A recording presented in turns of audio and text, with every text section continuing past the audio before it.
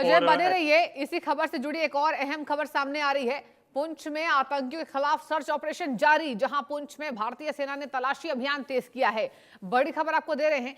भारतीय सेना की रोमियो फोर्स ने चलाया अभियान, जहां एसओजी के साथ मिलकर रोमियो फोर्स कर रही तलाशी। बता दें आपको, पुंछ के झल्लास और मगनार इलाके में तलाशी अभियान जारी है।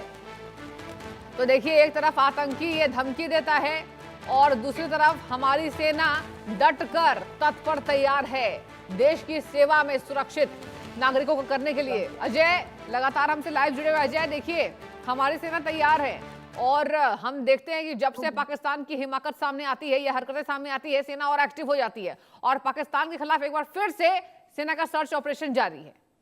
देखिए, बिल्कुल पुंछ की अगर बात की जाए, पुंछ में कल ड्रोन हरकत देखी गई थी और ड्रोन के मूवमेंट के बाद जो है एक आईडी और एम्यूनिशन जो है वो बरामद किया गया था। मगर पुंछ में लगातार 2 से 3 आतंकियों के ग्रुप के होने की जानकारी के बाद सुरक्षा बलों के ऑपरेशन जारी है।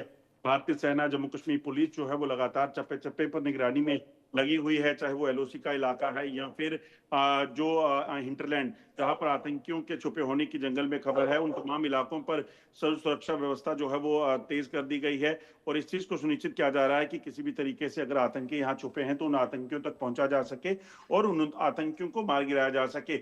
इन आतंकियों की अगर बात की जाए तो ये इलाका जो है, इस इलाके में लगभग 10 से 12 आतंकी राजौरी और पुंछ के इलाके में हो सकते हैं। कई बार इनकी मूवमेंट को देखा गया है। ऐसे में आतंकी किसी हमले को अंजाम ना दें, उसको लेकर जो है वो अलर्ट घोषित किया गया है और लगातार जंगलों में बैठे आतंकियों को मार गिराने की कवायद जो है वो तेज की गई है। अजय, लेकिन क्या आपको ये लगता है कि भारत जिस तरीके से आतंकी खुले मंचों से ये धमकी देते हैं, तो जवाब पलटवार तो हम देते हैं और हम यहाँ पर केवल बकवास नहीं करते। अब देखिए, यहाँ पे पाकिस्तान हमेशा बकवास करता नजर आता है और यही वजह है कि उसको आतंकिस्तान कहा जाता है। तो क्या आपको लगता है कि जवाब सीधे ऑपरेशन से ही देना चाहिए, जैसे कि पहलगाम अटैक के बाद सीधे घर में घुस के हमने मारा था, तो इन आतंकियों को सीधे दरकिनार करना चाहिए, लगता है आपको?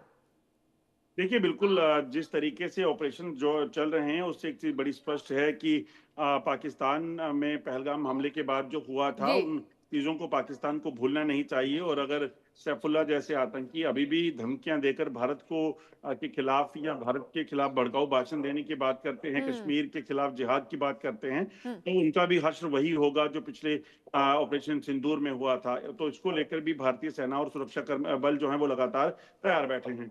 ठीक है अजय, बहुत बहुत शुक्रिया आपका तमाम जानकारी देने के लिए। और